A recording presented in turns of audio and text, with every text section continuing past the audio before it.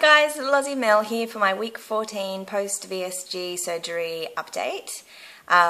So going straight into the numbers, my high weight was 105 kilos or 231 pounds.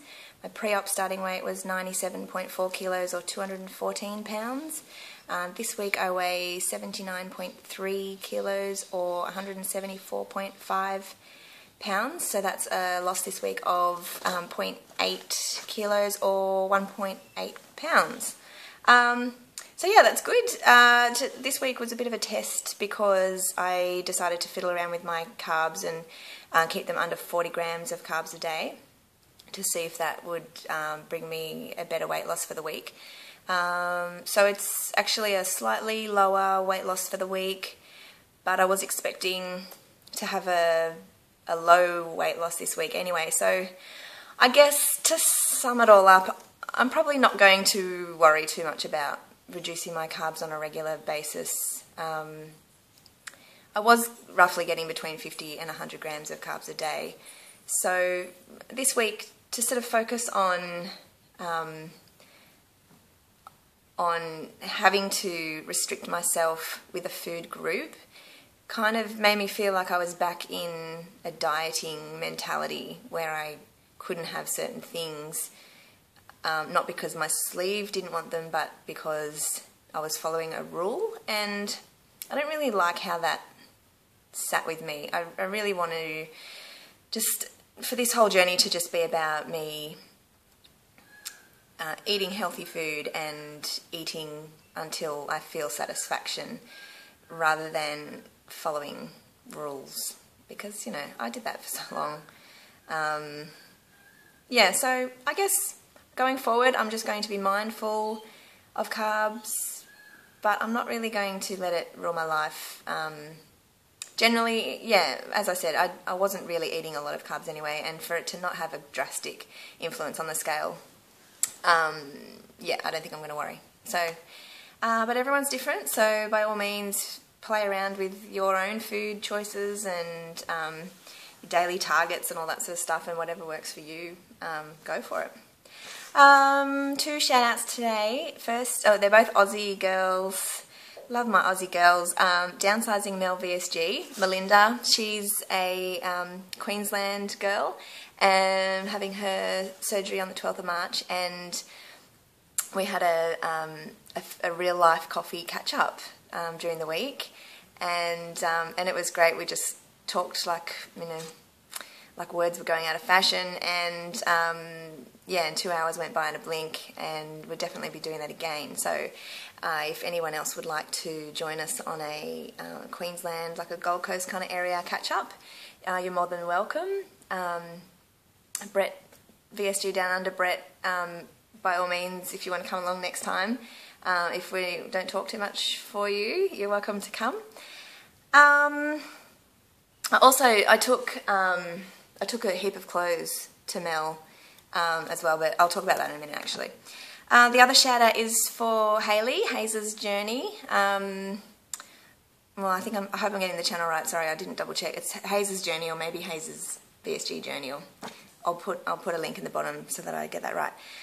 She's a Melbourne girl, currently in her pre-op diet. So yeah, things are going to change for her really soon. Great girl. She's coming along to the meet and greet in Sydney in October, so we're going to have a really good night, for sure. Yeah, so getting back to the clothes haul, my husband's away quite a lot with work, and I was home alone and bored, and normally I would go and raid the pantry, but now that I just don't do that anymore, and it's really becoming a habit of mine that it's like at first I would find myself going to the pantry or the fridge looking for something, and then I would have to, you know, consciously make myself go and do something else because I couldn't eat. But now I'm finding that I'm naturally, like, my first instinct is to find something else to do. So I'm really, really happy about that. So I actually pulled out a bag of clothes that I had in the garage, like one of those massive big storage bags, that was full of clothes that were too small, when I started the journey and started trying stuff on. And wow, if you want to feel good about yourself, try on clothes that are too big for you, because not only were the clothes fitting, but most of them were too big for me. So I just shrunk right past a heap of clothes that I'd been hanging on to for years, like waiting until like the day that I finally, you know, lost weight to fit into, like clothes that I really adored that that didn't fit me, and that, you know, or that, and even brand new clothes that I'd bought, got home, didn't fit, and I wouldn't take them back because I just would want to hold on to it until I got to the point where I could fit into it, and I never did. So yeah, so Mel got quite a few brand new clothes with tags still on that were just too big. And yeah, so out of the massive big bag of clothes I pulled out, probably only a third of it fit, and it fit really well. There was a brand new size 14, Australian size 14 or US size 10, little knee-length cream dress from Wish, which is a really nice brand here that a friend had given me years ago. Franny had given to me because she saw it on sale, reduced from like $150 down to $10, and she grabbed it for me thinking it would fit me, God bless her, at a size 14, and I was probably like a size 18 at the time. And yeah, and it fits, like it just zipped up perfectly. That was just the best moment. I think I actually got a bit teary when that happened. Yeah, and so then after I finished all those clothes, I went into my wardrobe and I tried on every single thing that I own, and made so much room in my wardrobe for all these new clothes. So it's just such an amazing feeling to, like, I ended up with a lot of clothes that fit me in that bag, but there was clothes in there that I didn't even actually like, that I hung on to just because I thought it would fit me at some point, not because I loved it so much that I had to keep it. I mean, there were clothes like that, but so yeah, when I went through my wardrobe, then I kind of tried to put on the mindset of like, well, if it still fit me, I still actually got rid of a lot of things that still fit me because I really didn't like them, and I don't want to do that anymore. I'm not going to wear clothes that I don't like. I'm going to wear clothes that I feel express who I am, and yeah, and make me feel good. So yeah, if you're about to start this journey, something for you to look forward to, and I think, well, I guess something to look forward to along the whole way, because well, I don't know what I'm going to do when I get smaller, because I don't have a bag of small clothes to dig out now. I'm just going to have to go shopping. But I think I'll be doing a lot of op shopping, because that was one thing that used to really bug me. My sister's always been skinnier than me, and she could go to the op shops and find stuff for like $2 and $3, and I would never find anything that fitted me, because us fat people hold on to our clothes forever, because when you find something that actually fits, you don't get rid of it easily. So yeah, so I think I'm going to just do a lot of op shopping until I get down to my end weight. Oh yeah, so I forgot to say too that with my weigh-in today of 79.3 kilos, that actually puts me in the overweight BMI category. So I'm no longer in the obese range. Yeah, so I think I'm going to have to give myself a little celebration tonight. I don't know. I've got 2 kids at home, so it can't be that exciting, but I'll do something to celebrate. What else?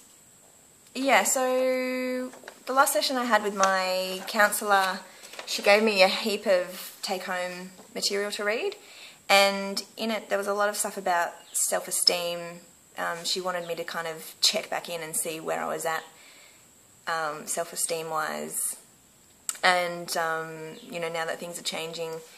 And she gave me a test page called the Sorensen Self-Esteem Test, and you can actually download it online free of charge. So I'll put the link in the comments below so you can have a look at it, because it really surprised me. I filled it out. I kind of imagined that I'd be reasonably good with the self-esteem, but, you know, still maybe lacking a little bit.